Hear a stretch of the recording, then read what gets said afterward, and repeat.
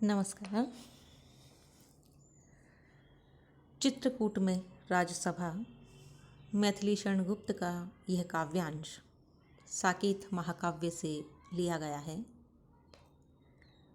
और इस कथा को हमने देखा कि राम और भरत का संवाद चल रहा है चित्रकूट में कि कई अन्य राज्यसभा सदस्य और इसके साथ ही साथ अयोध्या से आए हुए विशिष्ट नागरिक सभी वहाँ पर हैं। उन सब के मध्य में, उन सब के बीच में जब भरत प्रायश्चित करता हुआ कहता है राम से कि मुझसे मैंने ही आज स्वयं वो मुँह फेरा, हे आर्य बता दो तुम ही अभीप्सित मेरा।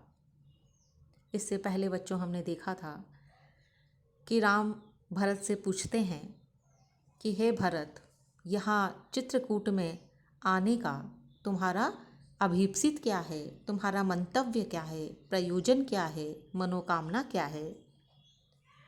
तो यह सुनने के बाद बहुत ही दुखी और पश्चाताप करते हुए भरत कहते हैं, प्रत्युत्तर देते हैं राम को कि हे आर्य, हे पुरुषोत्तम राम, आज तो स्थिति यह हो गई है कि मैंने स्वयं अपने आप से मुंह फेर लिया है। मैंने अपने आप को भुला दिया है। तो अब मुझे नहीं मालूम मेरा अभीप्सित क्या है, अभिप्राय क्या है, जीवन का लक्ष्य क्या है। तो हे आर्य, अब आप ही मुझे बता दो कि मेरा लक्ष्य क्या है जीवन का। जब देखा राम ने कि बहुत पश्चाताप कर रहे हैं भरत, बहुत दुखी हैं और उनकी मानसिक स्थिति भी उसी के अनुकूल व्यवहार कर रही है, तो प्रभु ने भाई को पकड़ हृदय पर खींचा, रोदन जल से सविनोद उन्हें फिर सींचा। प्रभु राम ने भाई भरत को पकड़कर हृदय पर खींच लिया।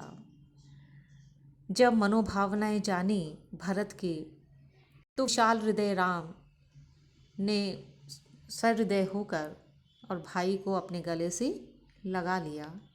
रोदन जल से सविनोद उन्हें फिर सींचा। रोदन जल का मतलब होता है बच्चों, रोदन मतलब रोने, रोने से जो जल निकलता है आँखों से, जिसे हम कहते हैं आंसू।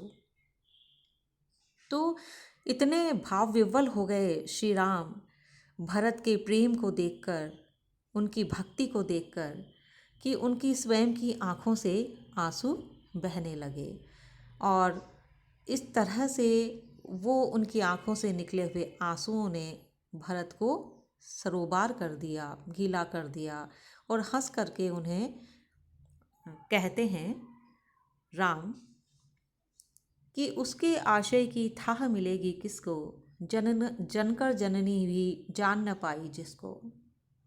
हे भरत, तुम्हारा हृदय बहुत गहरा है, उसकी गहराई को कोई माप नहीं सकता, उसकी थाह किसी को मिल नहीं सकती।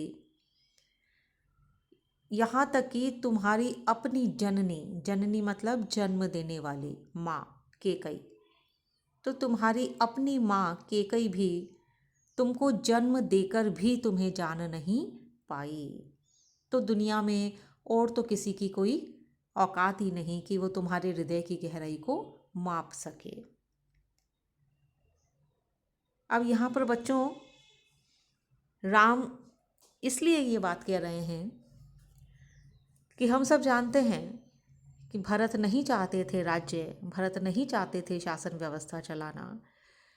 वो तो ननिहाल में गए हुए थे और उनके पीछे से सारा ये घटनाक्रम घटित हुआ था। उनके नाम पर उनकी माँ कैकेयी ने शासन मांग लिया था, राज मांग लिया था। तो ये सब उनकी एब्सेंस में, उनकी अनुपस्थिति में हुआ था। और जब आते हैं लौट कर अयोध्या भरत, तब उन्हें इन सब चीज़ों की टोह मिल पाती है।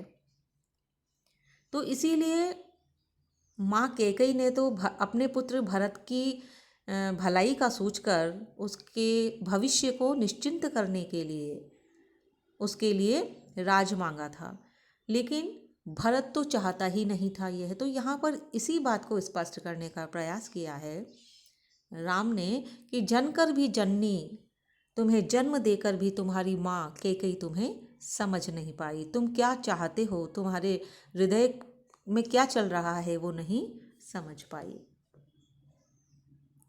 आगे देखिए बच्चों, यह सच है तो अब लौट चलो तुम घर को, चौंके सब सुनकर अटल कैकेयी स्वर को। भरत और राम के बीच संवाद चल रहा है। अचानक से एक स्वर बीच में गूंजता है और यह अटल स्वर होता है कैकेयी का। कैकेयी इन दोनों की बातचीत के बीच जब सुनती है तो बोलती है, क्या बोलती है कि यह सच है तो अब लौट चलो तुम घर को। हे राम, यदि यह सच है तो तुम लौट करके घर को चलो, अयोध्या वापस चलो।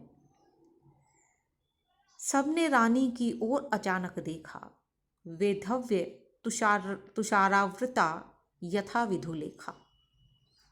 सबने रानी की ओर अचानक से देखा। अब अचानक से इसलिए देखा कि सबकी आंखें अब तक तो चित्रकूट में राम और भरत के साथ लगी थी, उनके वार्तालाप को सुन रही थी, आंखें उन दोनों को देख रही थी, कहीं और किसी का ध्यान नहीं था।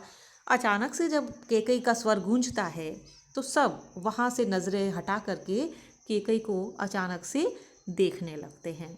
और कैकेयी को देखते हुए कैसा भासित होता है, मन को अनुभव होता है, वो अंतिम पंक्ति में देखिए इस छंद की कि वैधव्य तुषार, वैधव्य मतलब विधवा, वैधव्य।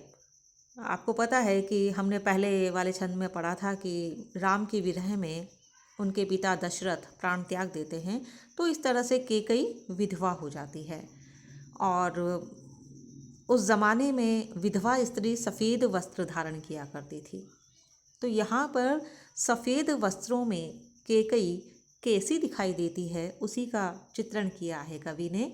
लिखते हैं कि मानो तुषार से आवृत विधु है।